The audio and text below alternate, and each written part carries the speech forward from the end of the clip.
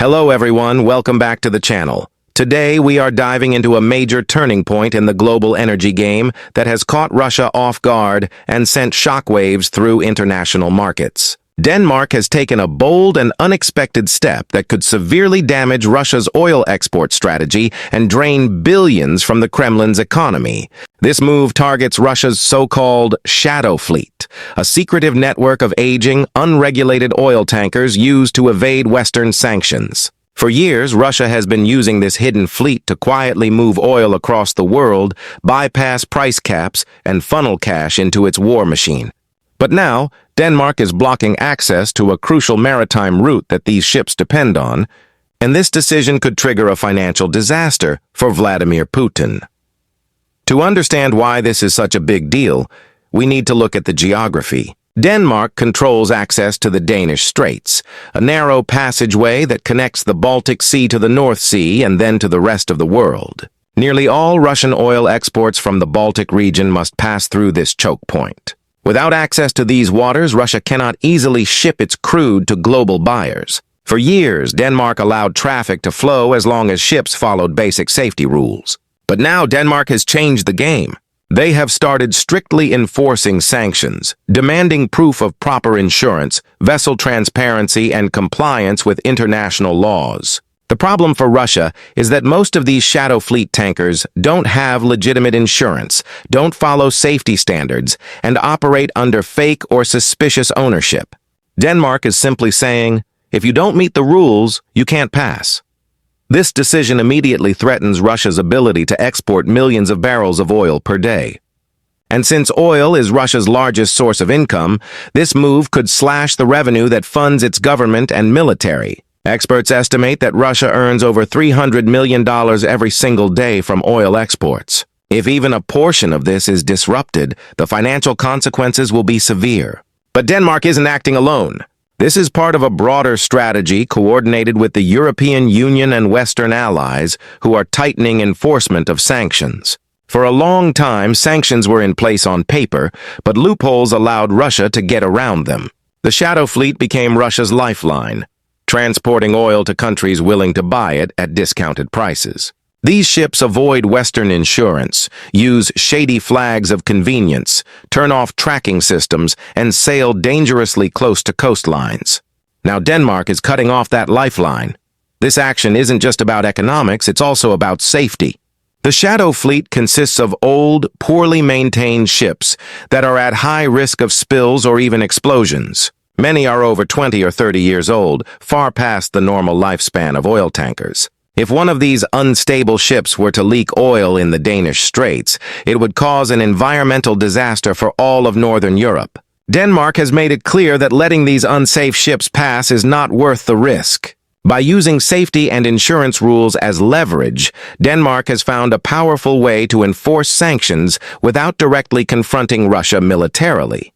Putin, however, is not used to being cornered like this. Russia is scrambling to find new routes and solutions. One option is to reroute oil exports through the Arctic using the Northern Sea route, but this path is limited by ice, harsh weather, and Russia's limited icebreaker fleet.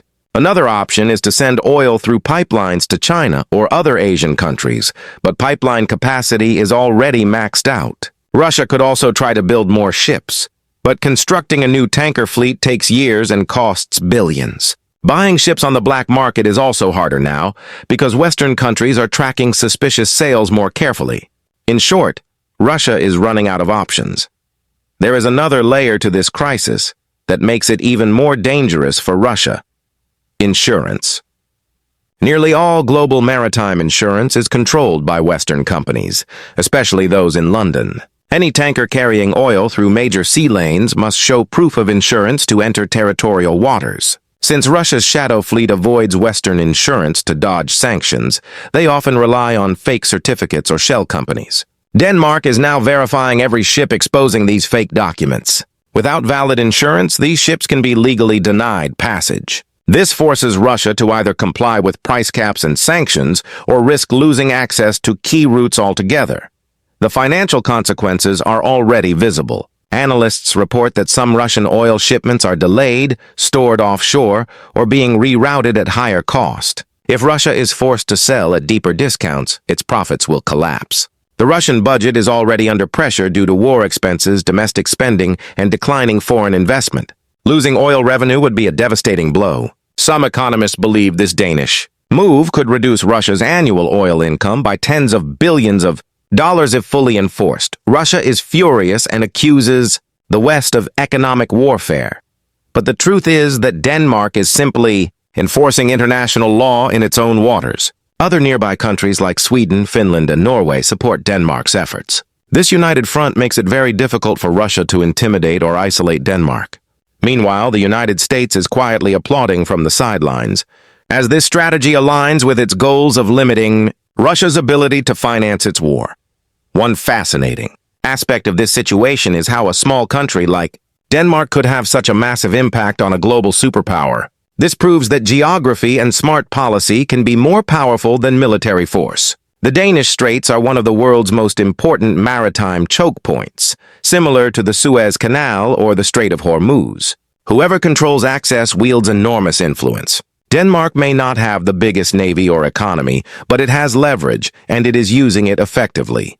As pressure grows, Russia might try risky tactics. There is concern that Russia could send shadow fleet ships in groups, turn off tracking systems, or even attempt to test Denmark's resolve. But Denmark has already warned that it will work with NATO partners to monitor and intercept any suspicious vessels. This raises the stakes even further. If Russia pushes too hard, it could turn an economic dispute into a military standoff.